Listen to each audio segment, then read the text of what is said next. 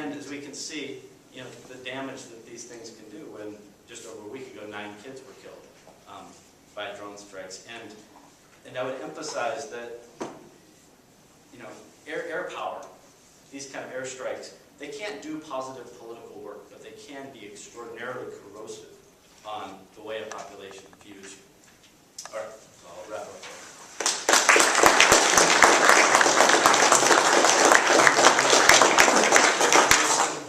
So now I'll have Kenneth Christie speaking on security and human rights issues in Afghanistan.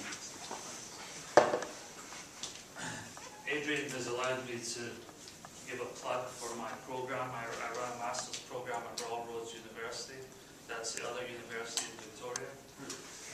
And it's a master's degree in human security and peace building, which is specifically relevant. We have quite a few students in Afghanistan, actually some of them in the Canadian military that are doing really good work.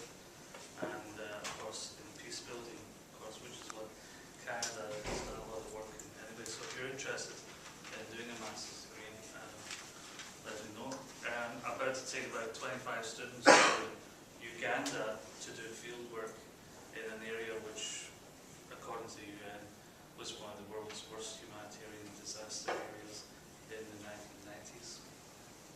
So I thought what I'd do here is I'd talk about 3 things. I'd introduce the concept of human security. I guess that many of you are familiar with it because it's a very Canadian concept and it's been developed as part of Canadian foreign policy also.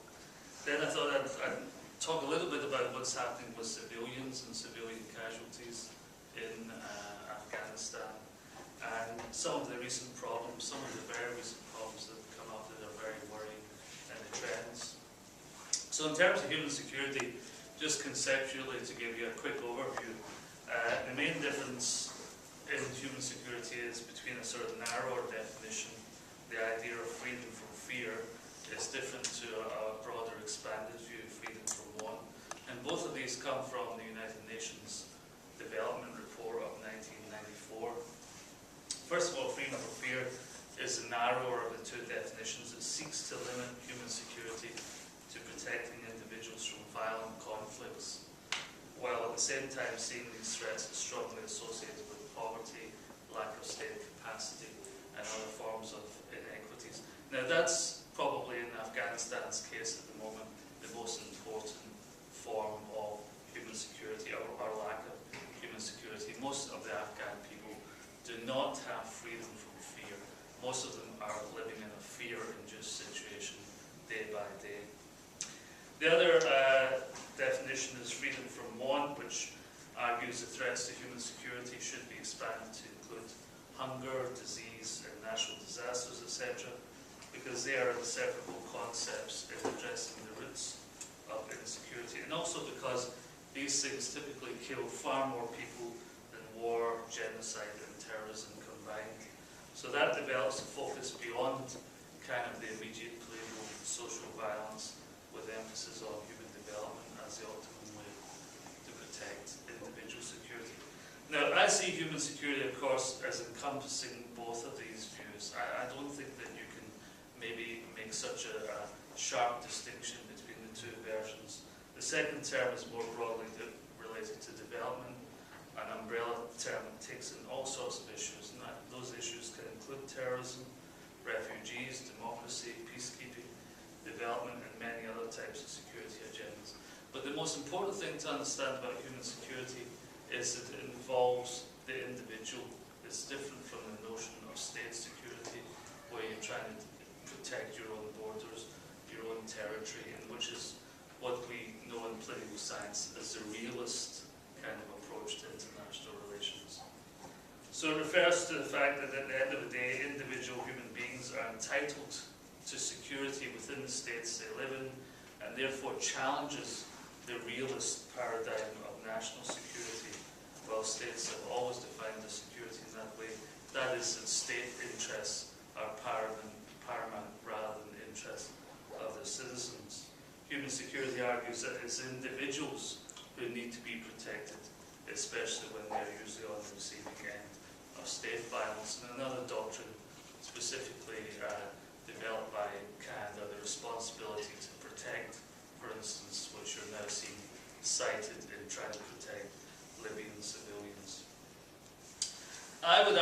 by protecting human security, you are protecting state security.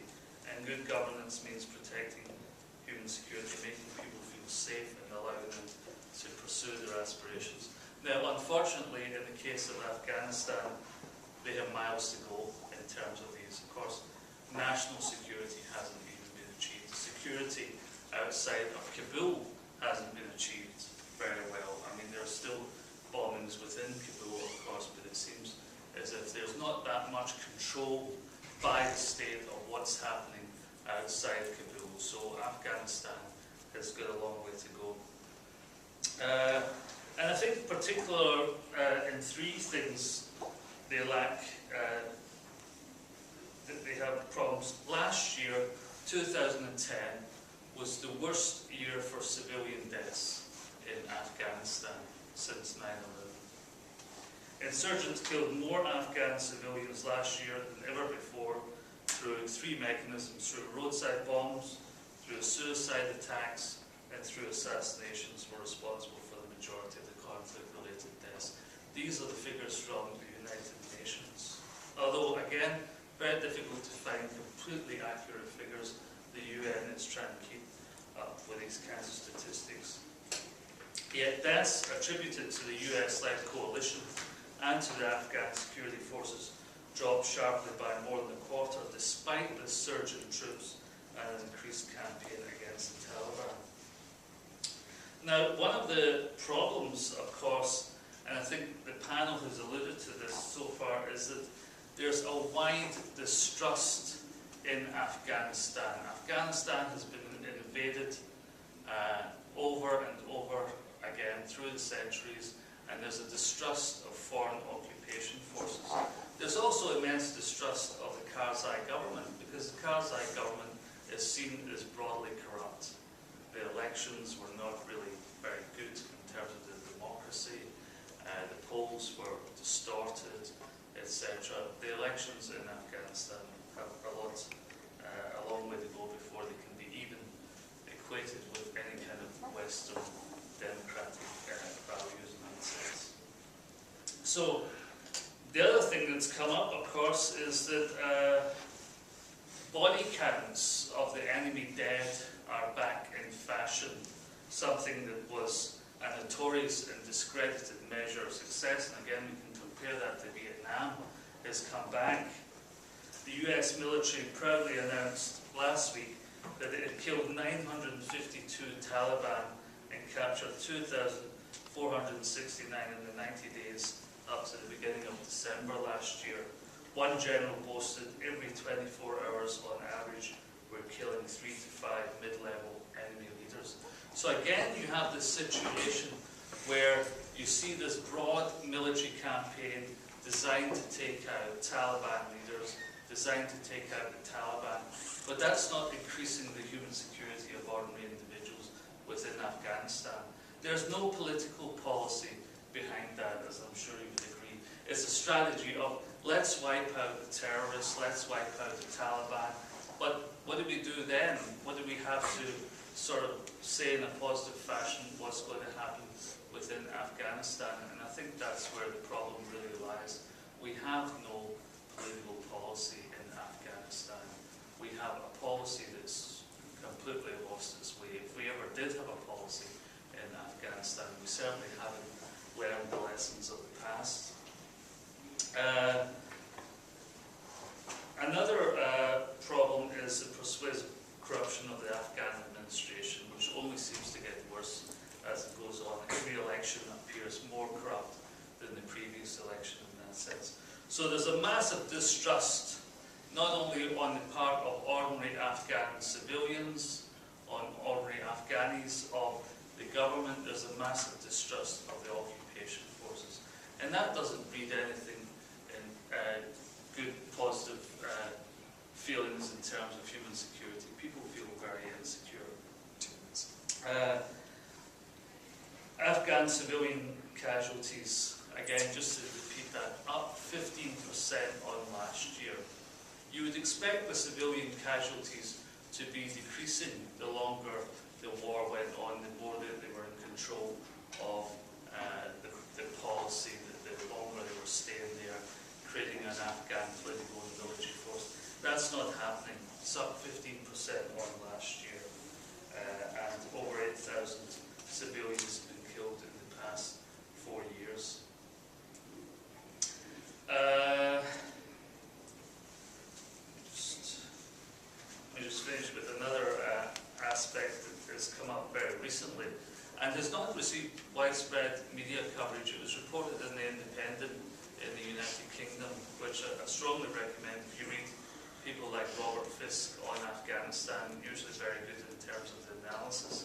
But a recent problem has come up that the United States government has been forced into an embarrassing apology after photographs emerged of American soldiers posing with the corpses of Afghan civilians in scenes reminiscent to the Abu Ghraib prison scandal during the Iraq war. You may remember Abu Ghraib as a scene of torture and a complete violation of people's human rights within Iraq. Well, that's happened in Afghanistan with about 12 American soldiers.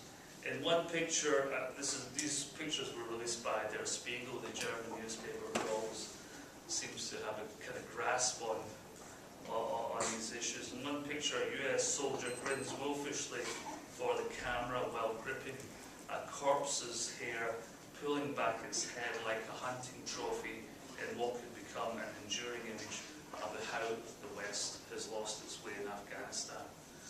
So this does nothing for human security. This does nothing to give ordinary Afghans a feeling that someone is supporting them.